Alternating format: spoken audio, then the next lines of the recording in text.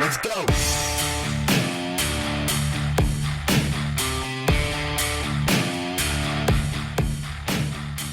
on, we're going to start this episode off the right way. You ready? Uh-huh.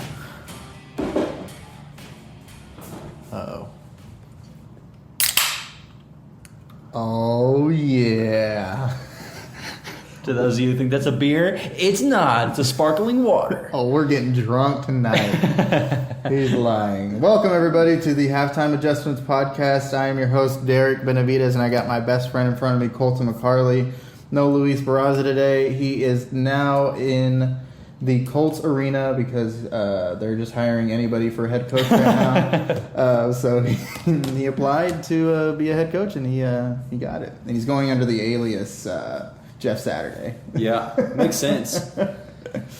Oh, man. I hope everybody's doing good today. It's going to be a great week of fantasy football. So let's get right into the news. First things first, let's talk about this Colts head coaching staff changes. Oh, my gosh. They fire, what's his name? Reich. Is that how you pronounce Frank it? Reich. Frank Reich. That's such a hard name to pronounce. They fired Frank Reich. Reich. I don't think it was his fault. Like, it's not his fault technically. I don't know what the owners are doing over there, but they're not making good decisions right now. I don't think. I actually do kind of put the blame on him a little bit. On Reich? Yeah, just a tad. I don't think so.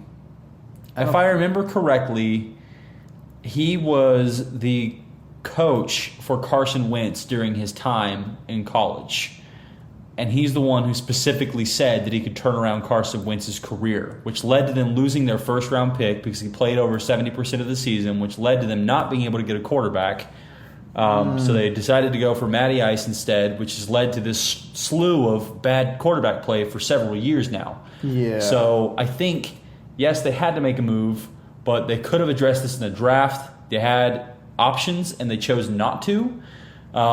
So I don't know. I do kind of put a little bit of the blame on the head coach here for trying to do the GM's job and demanding his guy. It didn't work out. He couldn't turn around, and he lost his job for it. I think there's reasons. Okay, yeah, I could see that then. Like, there's a lot of things. There's a lot of domino effects that happen. Exactly. There. It's not just I this get that. one season. Mm-hmm.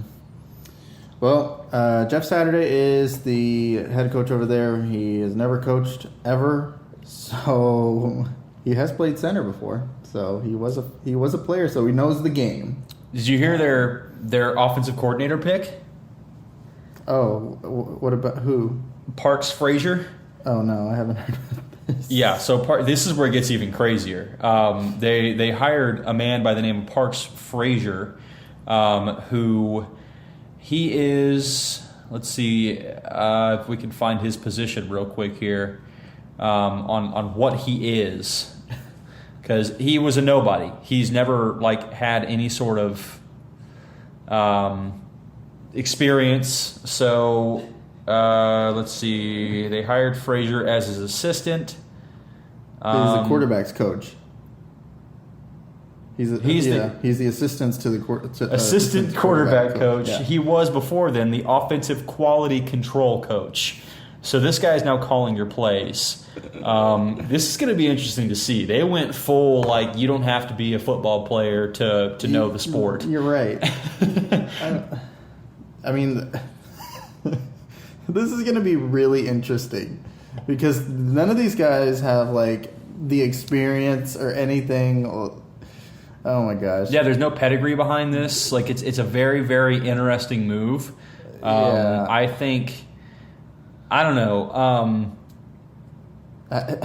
Saturday he has never coached. He doesn't know how to coach. Yeah. I mean, it's one of those things where we'll kind of see what happens. I can't wait for the debacle to go down with them. Or maybe they look like mad geniuses. Yeah, and that's the thing. this comes together perfectly. This is just going to be chaos.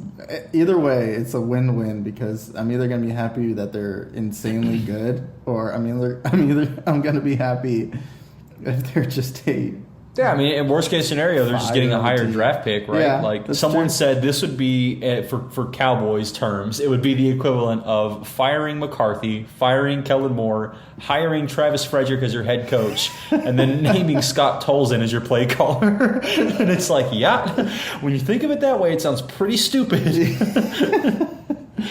Oh my gosh! All right, moving on from this. Even though we could talk about it all day. Josh Allen suffered it hasn't been confirmed yet, but they're running tests on his UCL elbow injury on his throwing arm. This one could be a bad one because he's had this injury before, and it took him out for 4 weeks. So this one could be a pretty dangerous one. So hopefully it's not a UCL injury, and hopefully he can continue to play with this lingering injury. But yeah, if Josh Allen is out, there's going to be a lot of players that are going to be out with it too. Like Diggs is going to hurt from this. Yeah. Gabe Davis is going to hurt from this. Devin Singletary is going to hurt from this. It's going to be, it's not good for Josh Allen. No, or for anybody. I've looked. I did some research on this because I have him as my quarterback in one of my leagues. So I'm gravely concerned. I'm like, I don't have any backups. When you have Josh Allen, I don't roster a single other quarterback. So I'm like, shoot, don't you pick somebody else up? And I was doing some research to see how bad the extent of it is. And apparently, if it's a complete tear, this takes like a year to recover. Like it's long road back. But they're saying the throw that he made at the end of the game, I don't know if you were watching the game, he threw like a 50-yard bomb at the end of the game. They were like, that's insanely good news because he made it look effortless. He didn't seem to be hurting afterwards. So it seems like it's something that he should be able to play through. Right. There's, obviously Twitter doctors are saying that he should be fine, and hopefully that it's nothing too serious based off of that last throw he was able to accomplish after already showing pain in his elbow. Right. So they weren't handing it off. They weren't not testing it. So fingers crossed he looks fine. Maybe if he's on a bad team in fantasy, maybe try to trade for this guy right now.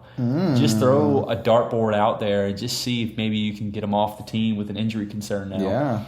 If you're especially if you're in like keeper or dynasties, maybe see if you can snag him somehow. Time to go. Yeah, it would be this would be the time if there ever was one. Yeah, if there ever was one. Shoot. On other injury news, Jonathan Taylor, he is out again, or he was out again. He didn't play this week against the Patriots. Okay, this is another one of those situations where, what's the team doing? I mean, obviously Jonathan Taylor's injured, so it's like, are they going to start Deion Jackson? Is this the reason why they got Zach Moss over there? Are they going to utilize him or what? Because Jonathan Taylor is one of those guys where he's nowhere near what he used to be last year, and he's never been really injured like this before in his life. So I don't know, just keep an eye out for him. I feel like this is something new that we're experiencing with Jonathan Taylor. I mean, he wasn't producing that much anyways, so. No, this whole team just needs to be reworked completely. Yeah. And Jonathan Taylor, I mean, this is not the worst first-round draft pick ever, right. But it's going down as one of the worst first overall picks ever. I'd still say McCaffrey in 2020 was the worst. Yeah, when he basically missed the entire year. The whole season. That one was really rough. But this sucks. This sucks if you're a Jonathan Taylor owner. But I will say, if you're listening to us, and you have been for a while now, the very first episode, I told people, fade him. Yeah. Because if you look at the touches that he was receiving last year was unsustainable, and he was due for a massive injury. And this is kind of what we're seeing. We're seeing that plaguing ankle injury now where it's consistent, and these are the type of guys that you fade that don't necessarily have the Derrick Henry build. And it's very rare to have that build, number one. But, your body just can't handle that many touches. We've seen it with Zeke. We've seen it with Najee. Now we've seen it with Jonathan Taylor. So, this sucks for those first-round picks. But you got to be very strategic on who you pick. Mm-hmm. Yeah, definitely. And we really thought he was going to be a second half sleeper because, all the signs were pointing to it. But now even his stats. Everything. But now it's looking like it's not going to happen. Just gotta. Honestly, at this point, I'm looking to trade him. For anything you can get at all. Trade him away. Yeah, if you can get Kamara for him right now off of Kamara's bad game, it'd do it. I think I'd still make that move. If you could trade him for Aaron Jones, would you do it? No, I don't think I'm going that low because Aaron Jones still has to compete with A.J. Dillon, and Aaron Jones is also injured at the moment. So I think I wouldn't go that low. I would go as low as Kamara because he's not injured. I would stay around that level, though. Someone that has high PPR upside, still on a bad team, and he's produced 20-point game and he's produced 5-point games. So you don't know what you're going to get, but I'd stay in that realm. Yeah, for where you drafted Jonathan Taylor, too, you drafted him the first overall. I mean, you don't first wanna, or second. You don't want to give up so much and get so little in return. Yeah, there's a huge miss. You're probably losing if you have him as your first overall pick right now. Sorry about that, everybody. And I know all the signs pointed to Jonathan Taylor at the 101 at the start of the season, but it's not working. Yeah, quickly. Yeah, 101. You know what? I'm going to say it again. 101 is the hardest position to draft because you're never going to be right. I feel like you're never, ever going to be right with the 101. What I think you have to do with the 101, and I think this is going to be a trend that starts to happen more often, you have to go wide receiver because it's way safer. And you have to go young wide receiver. Like right now, if you take Justin Jefferson or you take in Jamar Chase pre-injury or even Cooper Kupp, right now you're going, okay, this is not a total loss. Do I have the wide receiver one on the year? No, but I have a top one. Hell, you could even go on Stephon Diggs and you'd still be ecstatic right now. Yeah. But for running backs, you could have gone Eckler, but you're skipping the top two running backs and going for the third best on the board. It's really hard to hit on those guys. Man, it's a tough spot to be in because the world is your oyster. You can mess it up real quick, and if you miss on that, it's impossible to get the return back on that position. Right. All right, moving on with other injury news. Romeo Doubs is in the news now. He's going to be out for 4 to 6 weeks with a high ankle sprain. Oh, man. Okay. Alan Lazard to the moon, baby. get him. He looked good last week. Yeah, he did. Yeah, he looked good. He looked good last week. Sucks for Dobbs, but, Yeah, sucks for Dobbs. He should be... Hopefully he can come back within 4 weeks. But, yeah, looking like... Usually high ankle sprains are 4 to 6 weeks. Mm-hmm. But I want to pivot to this now because... OBJ is going to get signed by somebody. Yeah. Do you think the Green Bay Packers should grab OBJ right now? They need somebody. I think they should. Yeah. I think they should absolutely go and pay him. Do I think they will? No. I don't think so either. I think they should be trying to spend whatever money they have left in the tank to go get him. Yes, big time. Sign him to a 2-year, 3-year contract. That's what it's going to take. But yeah, the problem is they've tied themselves up in so many bad deals. Like they have Aaron Rodgers, they fully guaranteed his contract, and I think it's a 3-year deal. Yeah. So they're so committed to Rodgers now that all you can do is try to get him the help he needs to continue to push your team. Mm-hmm. Like there's nothing else you can do.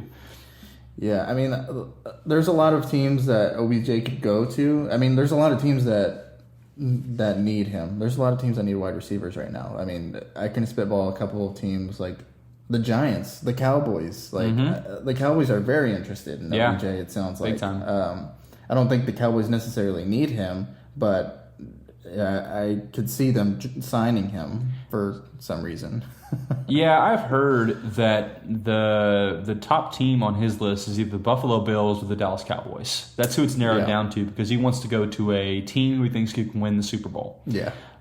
So I think the Cowboys are actually very likely in this situation, and I think he'd fit in as a really good slot receiver for us.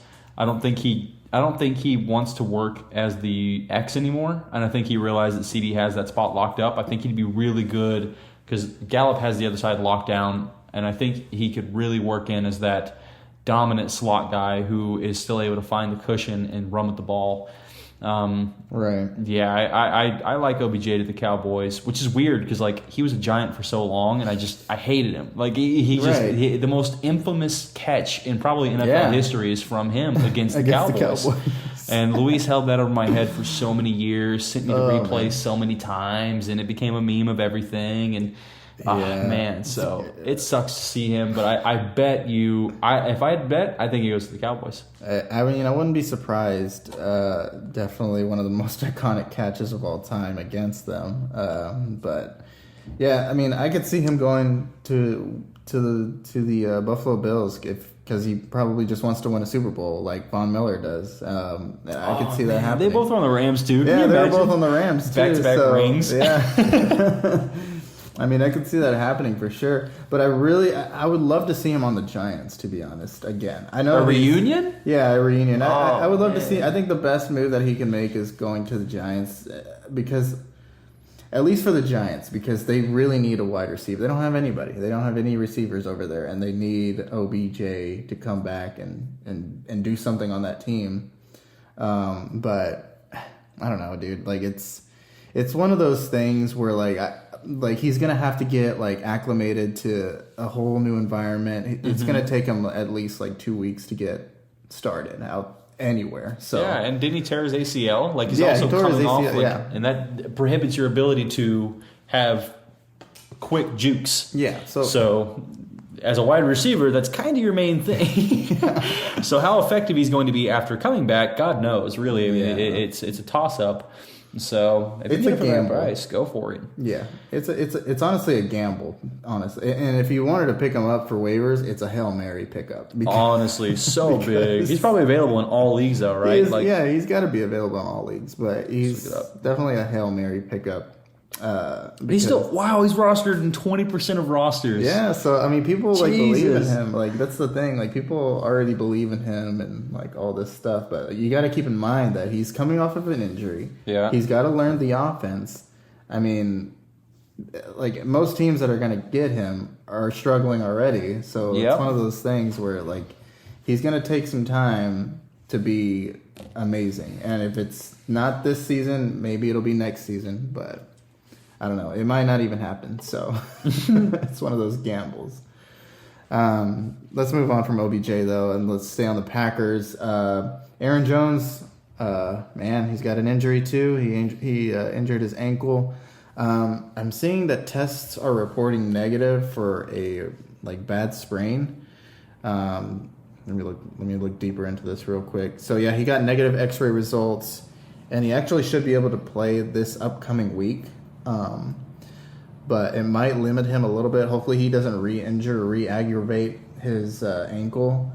But against the Cowboys, though, it's going to be a tough matchup against Micah Parsons over there. So it's not a good matchup for him anyways.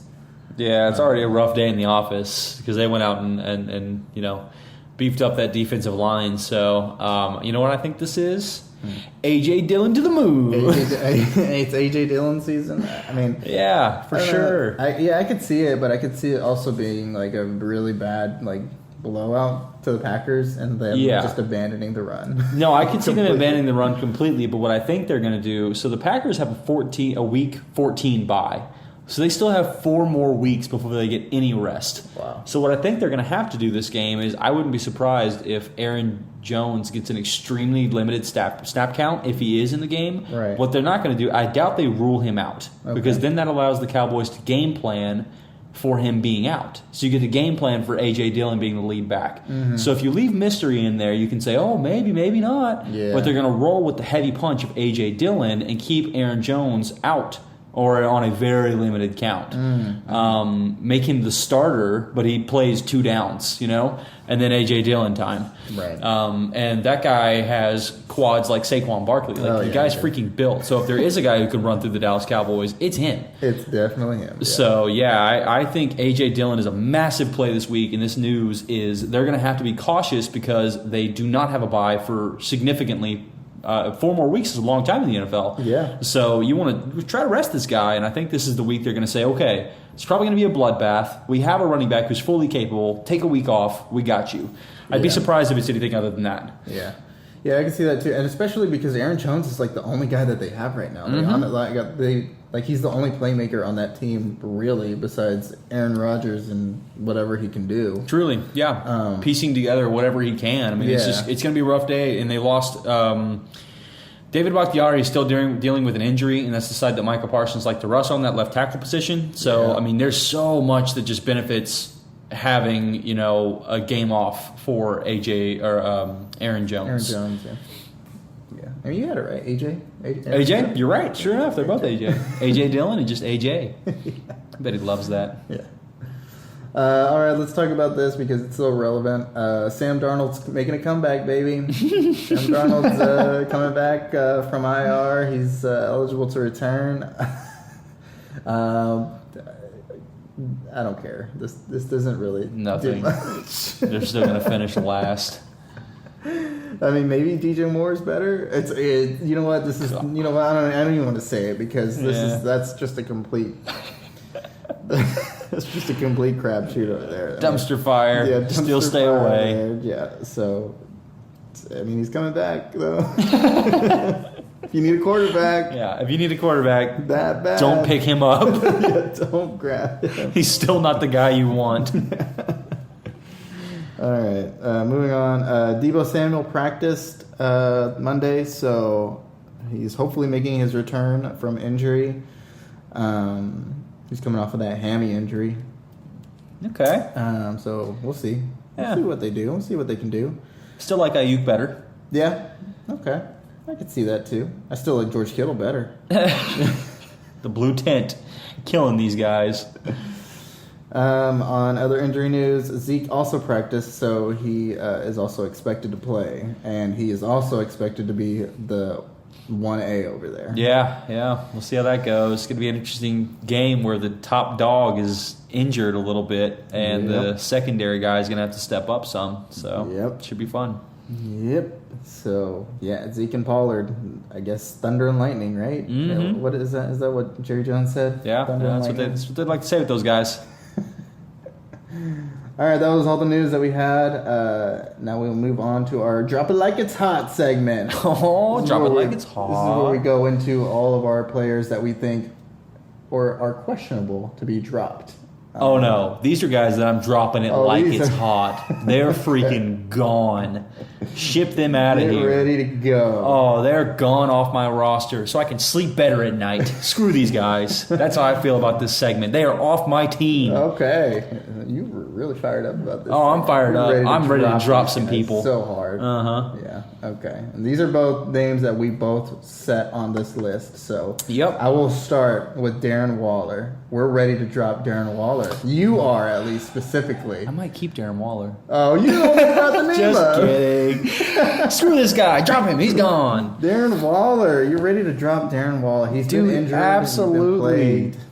He's been plagued with injury. I mean, I don't see why not. Okay, the last game he played was week 5. Get rid of him. It's time to go. Darren Waller. He hasn't played since week 5. And guess what? In the games he did play in, he had one game over 10 points. One! And half PPR scoring. He scored one touchdown this entire season. He's been targeted. His most targets in one game were 8 targets. He's not receiving the volume. He's not receiving the yards. He's not receiving the red zone threats anymore. And he's injured. Get rid of him. Yeah, ship him off. Injured. Drop him like it's hot. Yeah, Darren. I think it's definitely time to get rid of Darren Waller. There's better positions, or there's better tight ends out there that you would rather have on your bench. Hell, I'd rather have Conklin right now instead of him. I mean, he's a big name, but you got to be willing to let go of big names if it's detrimental to your team. And right now, this is a toxic marriage. Get out of it. Yeah.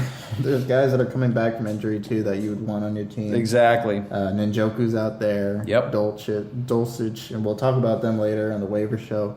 But yeah, I think it's time to hit the hay for Darren Waller. Oh yeah. All right, let's talk about another tight end.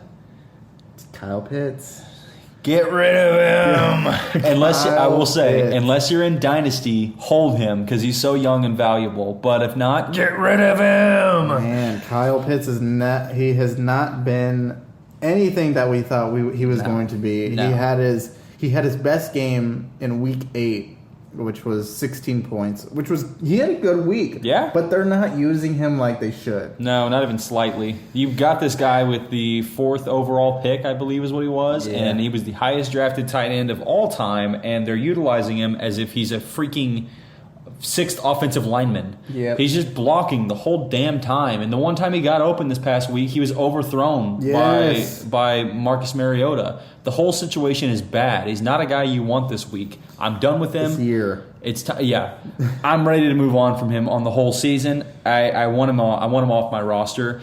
I will say, if you can trade him, get whatever you can for him. Yeah. But if you're at the point where the whole league is like, no thanks, then drop him. Get rid of him. It's not worth having. He's getting you 2 points a game. Yeah. You can find someone who can get better production than that. Yeah, I mean, he's got easy matchups going forward, but still, like the Falcons aren't using him at all like what he was drafted to be, and no. Not only that, he's got a Week 14 bye. So he's one of those guys that you have 3 more games and then you're in the playoffs. Guess what? He's going to get you 3 points for each of those weeks, and you're probably going to lose and be out of the playoffs. So you won't get the chance to even start him in the playoffs. Yeah, there's better names out there than Kyle Pitts. Yeah. Drop him like it's hot. Drop him.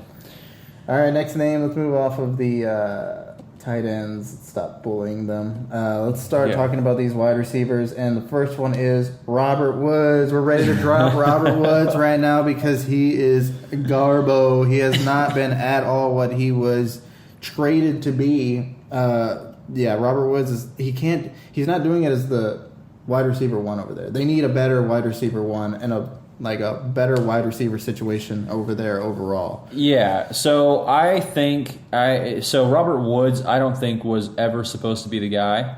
No. It was always supposed to be Treylon Burks. Right. And Treylon Burks was there through week 4, okay? And he never had any significant amount of time to become the wide receiver 1. But what you can look at is if you go to Woods and you sort of look at how he was doing through those first 4 weeks, he was receiving more targets. In week 3, he received 9 targets, had 10 points in half PPR scoring. Yep. Then in week 4, he had a touchdown and 11 points. Week 5, you see Treylon Burks is injured and he's on IR. He goes down to 5 points. Then week 7, they had a week 6 bye. Week 7, he goes to 3 points. Week 8, he goes to 1 point. Week 9, he goes to 0 points. He clearly needs the other wide receiver lined up to give him the opportunity to succeed. Yeah. And so, it's time to get rid of this guy. He has proven that without Burks or someone else to distract, he's not going to have success. He's not a wide receiver 1, so he's not on my roster. Get rid of him. Get rid of Robert Woods. All right, next guy. This one's kind of a question mark for me because it's a risky one to drop. Uh-huh. And it's Clyde Edwards-Helaire. This one's a tough one because they're not using any running backs over there, it feels like. They're just throwing the ball over there. I mean, Clyde Edwards-Helaire has been nothing so far. He got 1 point this last week, 1.5 points. He was 4 for 5. Yeah. Disgusting. It's kind of weird to see the first 4 weeks versus weeks 5 through 9, how much they have gone away from him. Yes. Because he had so much success during the first, call it success. It really wasn't success. He was just in great situations. Yeah. 42, 74, 0, and 92 were his rushing yards for the first 4 weeks. Right. None of those you're looking at and going, wow, he's doing really, really good with his rushing. And his receiving work wasn't all that great either. He didn't average more than 40 yards in any of the games. Yeah. And it was 7 attempts, 8 attempts, 7 attempts. It's been so low. It's so weird. So I don't know if they just like Pacheco that much more, but I gotta say I'm at the point where his matchups are looking rough in the few weeks that he has, and I don't know that I want him anymore. I do think he's not a drop candidate, but a trade candidate. And I'll even trade him for someone like Tony Pollard right now. That's rough though, because I feel like you won't even get Tony. You couldn't even get Tony Pollard for Clyde Edwards right now. Mm-hmm.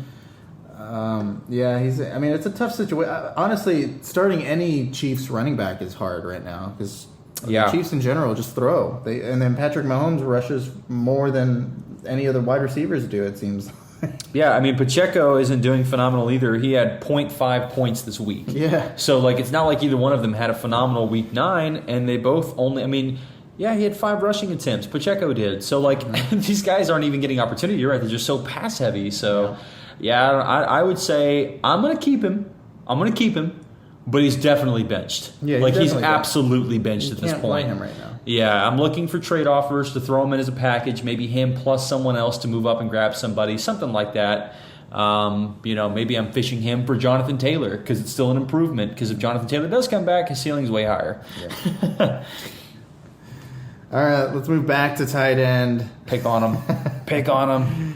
Let's start talking about Dawson Knox. He has not been anything like what we thought he was going to be at all. This guy, I mean, he's gotten in the end zone. I'll give him that. But it's only been twice. It's only been 2 times that he's gotten into the end zone. He has not been doing, and especially if Josh Allen's injured, he's not going to be relevant at all. Yeah. So if we see Josh Allen go down, it's time to start dropping Dawson Knox. For sure. Yeah, the whole thing I love to see is target share. Yeah. And his targets have been significantly low. He's averaging 3 a season. That's insane. I actually will say I disagree with you. I think if Josh Allen is dropped or injured, he actually stands to benefit the most. You think so? Yeah. If you go look statistically, quarterbacks who come in who are the backup quarterbacks, they lean on those safety blankets because they don't have the arms to get it to their big weapons. So, or they throw picks by doing so. So I think the people who stand to gain the most would be Singletary and just the short pass Knox. People. Yeah, people who he can have safety nets too. They panic. They like short passes. So either Stephon Diggs has to stop running deep routes, or the guys that get the improvement are like Knox. So I would be looking to keep him if Allen misses any time. But as long as that gunslinger's in there, this guy's completely irrelevant. I will say the backup for Josh Allen is Case Keenum. And you got to remember the Minneapolis Miracle that happened. That's true. Wait, was it Minnesota Miracle? Wait, how does that go? Is it Minnesota Miracle? It was Minnesota. Yeah, Minnesota. Yeah. So it was the Vikings, right? Yep, it was the Vikings in Minnesota. The Vikings Miracle. Yeah, that's true. I mean, Case Keenum and Stephon Diggs have that connection. So... I mean, they're blood brothers. They have to be now for the rest of their lives. So, yeah, we'll see. But yeah, overall, this guy's an easy drop candidate, and he's the type of guy that you could drop, and no one's going to pick him back up. So if you want him later on, you can get him. You can get him again. No one's after him. All right, I want you to tell me this next one because this is one that you put on here, and I'm wildly confused about it because I don't agree at all. Okay, so I want you to go ahead and tell me who the shocking one is. This is a big one on my list, and the name is huge. It's Keenan Allen. It's a huge name when you look at when you just say, "Oh, Keenan Allen, man, absolutely." So let's go through the reasons why he's a perfect drop candidate. Okay, number one, he's old. He's not even old. He's injury prone. The guy's had a major injury concern this year to where he has, in the entirety of the season, received 6 targets and he's caught 6 footballs. So, great. That's, whatever. Call it what you want. He has a nagging hamstring injury that he tried to come back for in Week 7. Came back too early, re-injured his hamstring, and you know what he said whenever he talked to the press about this. Did you hear what his comment was? He wasn't ready to come back or something. He said he tried to come back too early and he won't make that mistake again. So what that tells me is, damn the doctors, damn the coaches. He doesn't care anymore. Whenever he feels he's 100% is the only time he's going to come back, and we don't know when that is going to be. He could be held out 4 more games. He could be held out 6 more games. He could be held out 2 more games. I don't know what that is. What I can tell you, he's wide receiver 130 on the season. The one game where he was healthy, he only scored 8 fantasy points. Yeah. I think this guy is a prime candidate to move on from. Go ahead and drop him. I don't see a way where he comes back and has success. I just don't see it. He's too old. He's too injury prone. We've seen it season over season now. What do you think? So here's my thought. If he comes back when Mike Williams is out, I think he's definitely a good play.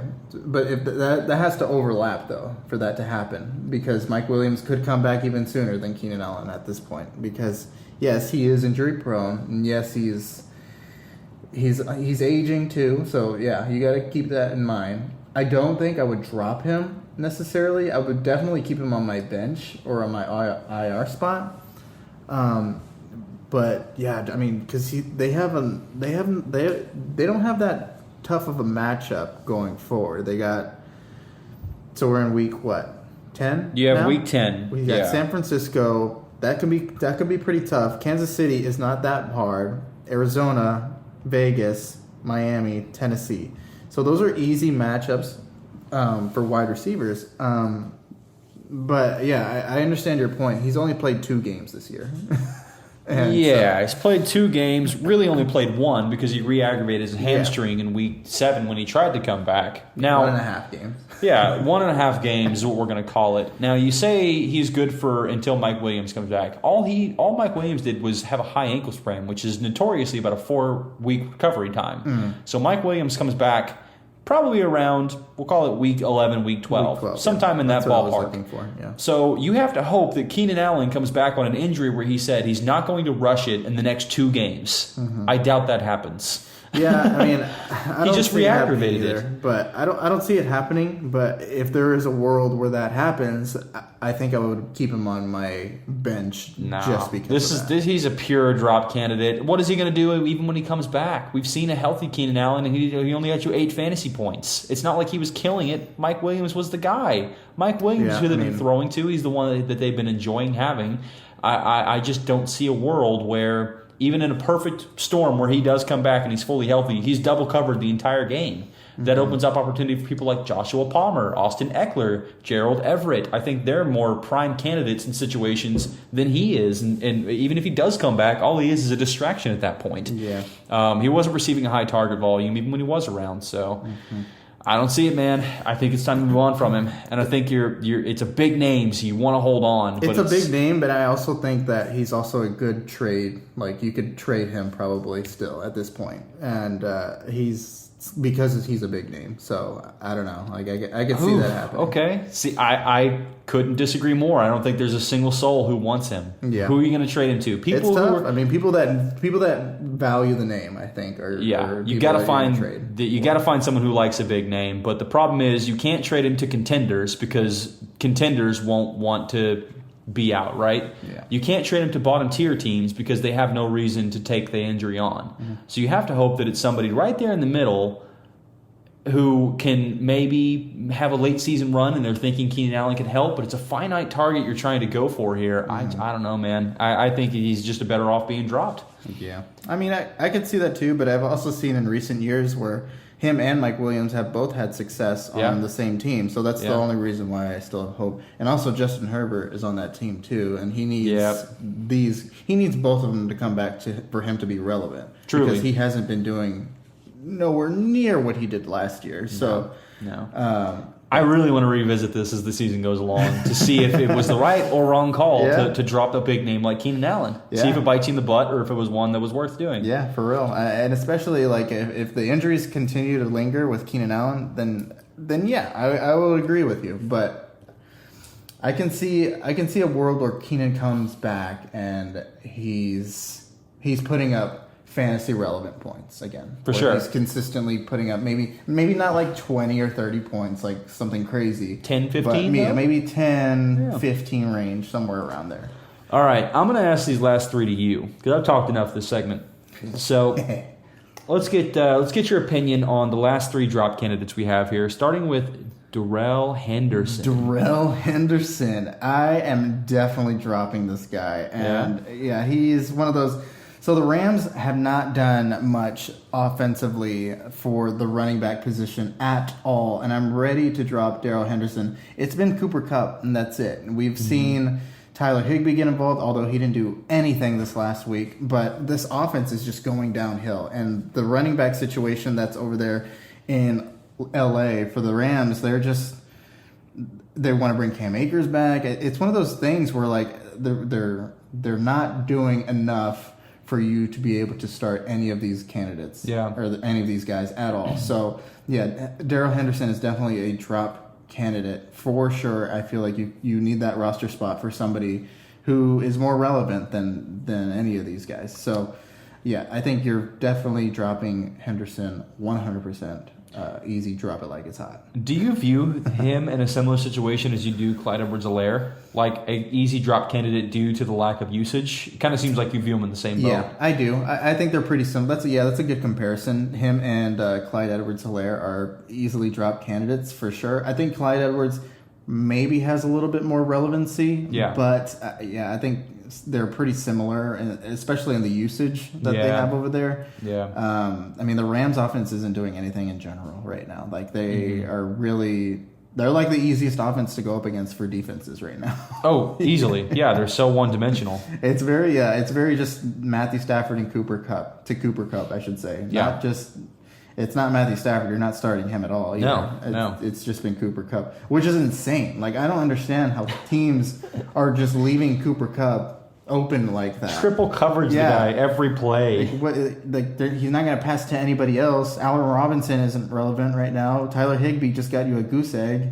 Right. I mean, like, why aren't we triple covering Cooper Kupp right now? It's force the Rams to do something other than pass the ball to Cooper Kupp. Maybe if they do that, then maybe Darrell Henderson can be played. But as of right now, you're dropping him because he's not relevant. Okay. All right. Now we're going to talk about a position that we have not talked about drop candidate wise, and these two are a bit intriguing because they're big names again. But we'll start with the first one, Aaron Rodgers. Yeah, I think it's time to move on from Aaron Rodgers. He has no weapons unless they sign OBJ, and even if they do sign OBJ, it's one of those things still where he's still got to learn the system. You don't know if they're going to connect.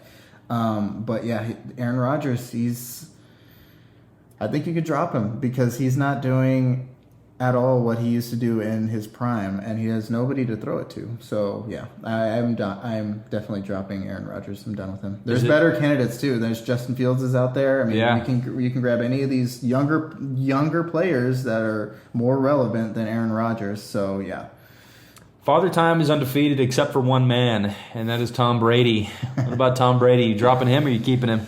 This one's tough. Tom Brady, he has the weapons, and he just showed us last week that he could make a comeback like he used to whenever he was in his prime. So this one's really tough, and he has good weapons. He has Mike Evans still, but the thing is that, and I said this, I was the one that said I'm fading Tom Brady this year. Yeah. In the early season, or in the beginning of before the season even started. I don't think I'm dropping him. I think I'm keeping him on my bench to see if he can make a last minute hoorah run. Because I've always been proven wrong with Tom Brady, and I said to fade him early, but I don't think if I picked him up or if I have him, I don't think I'm dropping him. I don't think I'm picking him up off waivers if he's in there.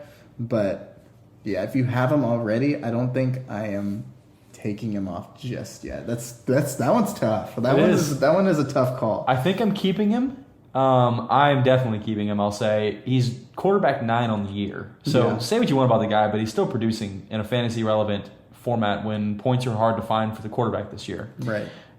So he is doing okay. He's doing all right for me.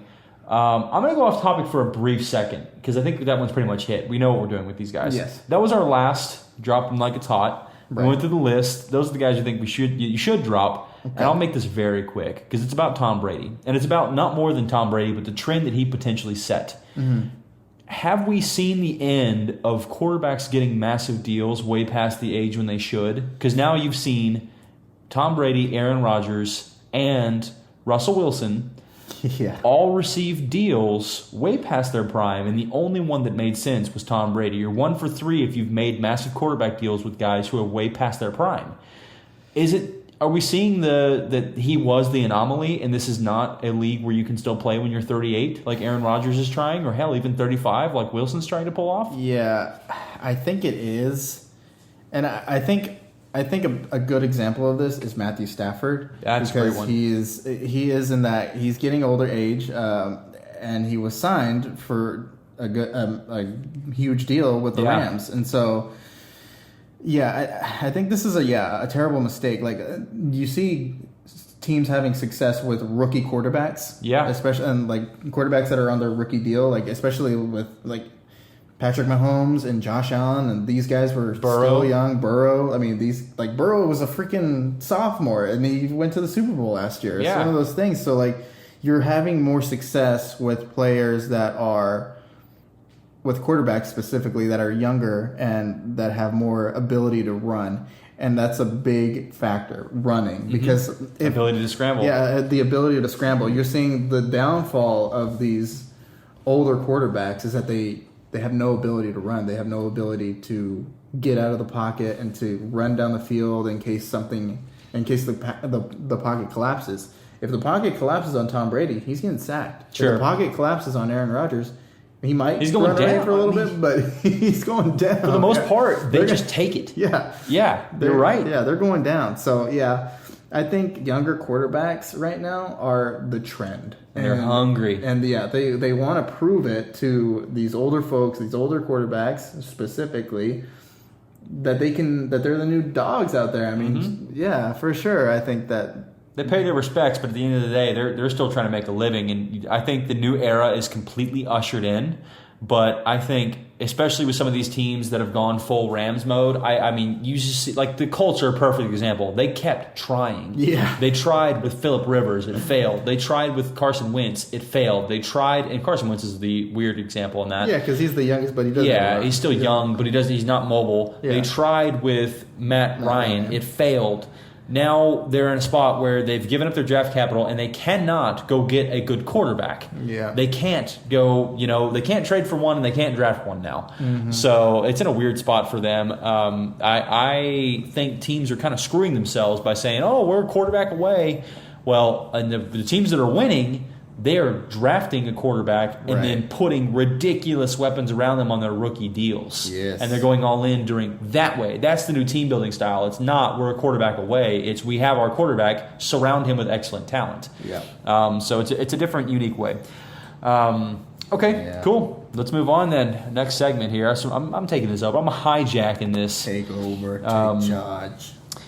King of the Hill. Start talking about the Kings. Oh, man. Oh my God. Hold on. Let's talk about the stupid, insane game that Joe Mixon had this week. 5 touchdowns, over 200 yards. 5 touchdowns? Yeah, that's insane. That's got to be. What did Alvin Kamara do whenever he did like that crazy? He did 5. Was it 5? He did 5. Yeah, but he had. I saw that this ranked as like the second highest performance since like 2006. The only person to beat him was LaDainian Tomlinson's performance. Unbelievable. Or maybe it was Jamal Charles. Regardless, this is history being set here that we just saw in the fantasy world. Yeah, 5 touchdowns? Oh my gosh. I keep saying that because it's insane to me. Like, they have so many weapons on that team. Okay, so I really wanted Joe Mixon to get utilized. And it all came on one game. Yeah. I don't understand that because he had all these other games where it was just not that great. It was just no touchdowns, not that many yards. It all came on one game. Yeah. It all just on everything one game. came crashing for him. He's now the running back 4. Yeah. I'm actually trying to trade him right now. Trade him high? You trade the hell out of him high, man. Trade him high. Yeah, get rid of him. If someone's willing to offer you a top-tier running back right now for Joe Mixon, trade him. Get rid of him. Yeah, that's a good take. Yeah, for sure. He's never going to do that again. He's at his absolute highest at the moment. In any league, keeper, dynasty, get rid of him for anyone else that you can, or a high first-round pick if you're not in contention. So, other one is Devontae Adams, our other king of the hill here. Put up a crazy game, 2 touchdowns, a lot of yards. He is their offense. He is everything on that team. And that ain't Darren Waller. No, it's not Waller. Shoot, it's nobody over there. So let's talk about who you have here. Go ahead and let's start with the running backs, if you could. Give me your Prince of the Hill. My Prince of the Hill for running back this week. It's going to be Christian McCaffrey. He's not going to have. He's not going to have a 3-touchdown game, but I think he's going to put up enough against. Wait, who are they playing? Hold on. Before. I had it locked up. Oh, brother. I had it locked up. Hold on. Let me look up who they're going up against. But yeah, no, it's Christian McCaffrey. He's not going to do the cycle. They're going up against the Chargers, so it's one of the easiest teams to go up against the run. I think we just saw a glimpse of what he was capable of doing. The last week he played, which was before the bye. Yeah. But yeah, I think he's definitely going to be. He's easily going to get. I think he's going to easily get 2 touchdowns this week. Okay. So all right. I like Christian McCaffrey this week. And my running up the hill It's going to actually be Cordero Patterson. I actually really like this pick. Coming off of IR against the Carolina Panthers. It's not a bad matchup at all. They run the ball over there, which is why Kyle Pitts suffers. But, yeah, they run the ball like crazy over there. And Cordero Patterson, he just came back from IR, and he blew it up already. So, yeah, I really like Cordero Patterson as my running up the hill. Great pick. Showed out in his last week. He scored 2 touchdowns, didn't he? Yeah. So, yeah, I like the pick. It's really good. All right, I'm going to go with, I think, the most obvious candidate, and I actually sort of missed on it at first, and I did some more research, and I was like, oh, this guy, easy, Saquon Barkley. Against the Houston Texans, the 32nd worst rush defense in the NFL at the moment. They are absolute bottom of the league, and you have a top 3 running back in the NFL right now going against it. Yes, please. I'll take it. Yeah. I think these are just gimme points at this point. I mean, it seems like the most lockable player out there for King of the Hill. So against the Texans, you could definitely see that happening. Sure. Yeah. All signs point to great play. So, and then my running up the hill, I'm gonna go with Kareem the Dream Hunt. Ooh, I like that. Thanks, Kareem the Dream. Yeah, I think obviously Nick Chubb's the guy over there, but we've seen this. Week 1, he did it. Where he had that breakout 20-point game, and he had a rushing touchdown and a receiving touchdown. I kind of think it's going to be one of those games. I don't know why. I just think Miami is going to try to key in on stopping the run, and it's going to be one of those things where you can't stop it every play. And I think Kareem Hunt has a lot of opportunity coming off of not being traded. I like Kareem Hunt this week a lot against Miami. And I know they just traded for Bradley Chubb and they bolstered that defense, but I don't see it. Give me Hunt. I mean, Justin Fields just put up 170 yards over there against Miami. So, I can see that happening for sure. All right, a bunch of wideouts. My wideouts, we finally see the only person that is showing up for the Rams, and that is going to be Cooper Kupp as my Prince of the Hill. He's the only person doing anything out there against the Rams. So, and they're going up against Arizona. You got no Buda Baker out there. I think he's going to be a good play this week. And my running up the hill, it's going to be Amon-Ra St. Brown. It's time for him to come back, I think.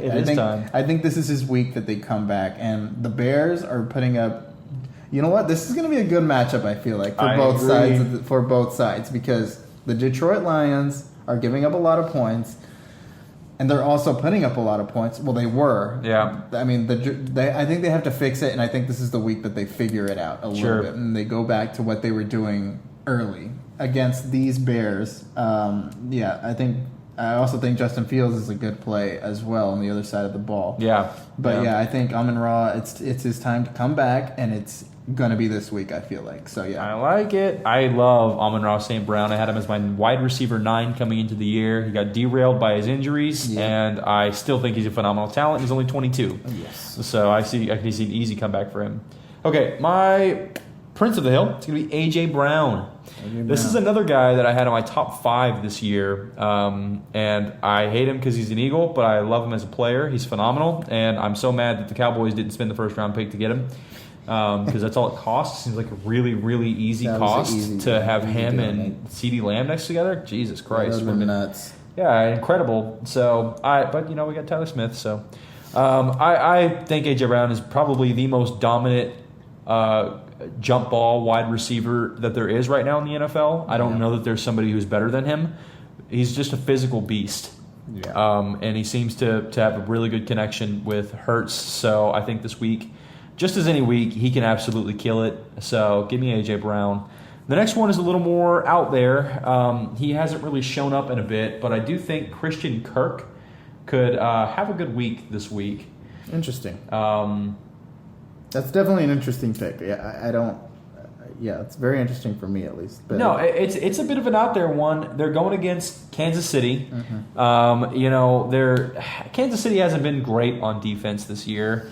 You can make the argument that they don't need to be against this team, but I think a lot of the focus is going to be on ETN to try to stop the run, which could free up the opportunity for him to have a good passing game. They're 21st overall in defense this year.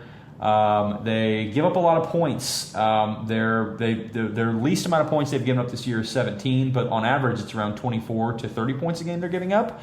So that frees up the opportunity for Kirk to work in those middle areas and try to get over the top maybe once or twice while they're trying to key in on stopping ETN. Yeah, I like Christian Kirk actually. Now that I think about it, because they're going up against Kansas City and they're going to also have to keep up with them. So I think Trevor Lawrence is going to have to sling it a lot. And yeah, I think Christian Kirk definitely should benefit from that. So, yep. Yeah. Absolutely. All right, last one here. Last little segment we're going to do is we're just going to hit on some waivers. It's going to be a little more than usual. We normally give out 3. I think we're giving out 6 this week. Oh, yeah. Again, we said it last week. He went the hell off. If you don't have Fields, you need to be rostering him. Last week was the week to have him. If you can get him this week, you need to be doing everything you can to get him this week. Yeah, we said this last week for sure. You should have listened to us, and you should have gotten Justin Fields when we told you to. But if he's still magically on waivers, then he's got to be rostered. For sure. You have to pick him up. Yeah, absolutely. That offense is just getting ridiculous right now. No, yeah. I mean, and it's all off of him. Yeah. So hopefully he can continue that success in the run game. I saw that he had the best running performance of any quarterback, even better than Michael Vick. Yep. So he clearly is using those feet. And that's clearly what matters in fantasy football is the ability to run and also pass. And he's doing a little bit of both. If he can balance the pass a little more, I think with the way that they're having to treat him, he will be able to open up passing lanes and sort of use it like Lamar has in the past as well. Yeah. So, yeah. All right, next one is Jaylen Warren. He is the running back for the Pittsburgh Steelers, backup running back.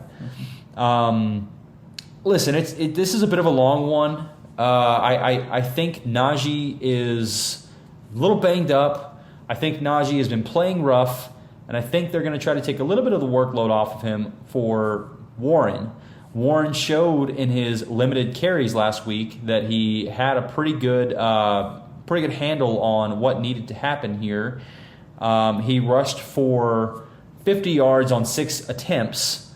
That's a good day at the office, and he had 3 catches for 25 yards as well. So he's shown he has a little bit of ability here, and the best ability is availability. So maybe there's some opportunity for him to work in and get a touchdown off of this. It's what you're looking for is waivers. You got some bye weeks happening. Maybe he can work in the middle. Yeah. I mean, honestly, he looks a little bit more explosive too, out of the 2 backs that are over there too. Najee looks hesitant. Yeah, he looks rough right now. Yeah, and Warren, he's just going for it. He has some explosiveness off of the ball. He's hungry. Yeah, absolutely. Next one, we talked about Fields. We're going to talk about his tight end, Cole Kmet. He seems to love Kmet. Kmet seems to be his go-to guy right now. Yeah, it's in the end zone. Right? I mean, he's a very he's gonna get you points in the end zone. I feel like. Red zone threat. That's where Cole shines. And it was one of those things where we thought this was gonna happen in the early stages of the season. It hasn't happened until now. So now we're starting to see them develop a little bit better. And so Cole Kmet is definitely somebody to keep an eye out for on the waivers because he's definitely benefiting from all the work that Justin Fields is putting in now. So, yeah. Yeah, I mean, after we're 2 weeks of their sort of big connection. He's had 3 touchdowns. Looks pretty solid. Yeah. So, tell me about this next one, Deshaun Watson. Yeah, okay, so it's time to start looking at Deshaun Watson if you do not have a good quarterback right now. Obviously, if you're set with quarterbacks with your backup being good, then don't worry about it. But it's time to start looking at Deshaun Watson. He's coming back in week 13, so we are just a few weeks away. You're not going to get that much out of him, but if you need an absolute desperation quarterback, Deshaun Watson is definitely the guy to pick up. Just a few weeks before he's back. Yeah, exactly. It's time to get him before anybody else gets him. I'm just looking out for people that need a quarterback or a backup quarterback in case something happens. Like if Josh Allen misses multiple weeks, there you go. You have Deshaun Watson. Yeah, he's your guy. Exactly. Okay. Next one is Greg Dulcich. I like this guy. Gotta be honest. I don't agree with him as a waiver wire pickup. I like this guy. Tell me why. Tell me what I'm missing. So Greg Dulcich, it's Dulcich, by the way. Dulcich, it's not Dulcich. It's Greg Dulcich. Okay. He's averaging 10 fantasy points per game right now in half PPR leagues. So that's something that you like seeing is consistency in the tight end position, because that hasn't been a thing. Unless you have Kelsey, it's not. Yeah, unless you have Kelsey. Yeah, it's not a thing. So he's definitely in the. I think he's a low end tight end one right now. Honestly, wow. He was drafted very high as a rookie, and so in the draft. So I think he's he's a streamer right now. I think. Yeah, and he's pretty much like the only guy that Russ is kind of relying on out there. I really don't like the Broncos offense at all, but. He's definitely one of the guys that's producing out there. Interesting. Yeah. So, No, I mean, I see it. He's got his targets are, 3, 9, and 5. So hopefully you can see some stability out of that. But he clearly likes. Russ clearly likes him. So cool. All right, last one here before we sign off. Giants defense. The Giants D, man, I like the Giants D this week against the Houston Texans. It's literally Dameon Pierce and nobody else over there. So as long as they can stop Dameon Pierce, they're going to have a phenomenal week this week. Yeah, this is a great streaming defense. I think they can get a lot of interceptions. They could return back, pick 6 on this week. Should be a low-scoring affair overall, I think. Yeah, I think so, too. I think with both utilizing primarily the run game, it's going to chew up the clock a lot. You may see a 20-14 type of game, something along the lines of that, a very gritty something. So, but a good streaming defense, given that it will probably be a low-scoring game with the opportunity for picks and turnovers. Yeah. So Giants D is somebody or a defense to look out for, especially if you have New England or the Jets, or you need a defense to stream this week. Right. So those were our waivers, everybody. I think that's it. I think we covered everything, right? Oh yeah, that's all of it. We covered everything today, and I am so glad that you guys came out to join us for another episode of Halftime Adjustments. We want to specifically shout out our Twitter followers. You can follow us at halftime_ADJ. We are on Spotify and Apple Podcasts, and we are recording every Tuesday. So we will see you guys next week. Later.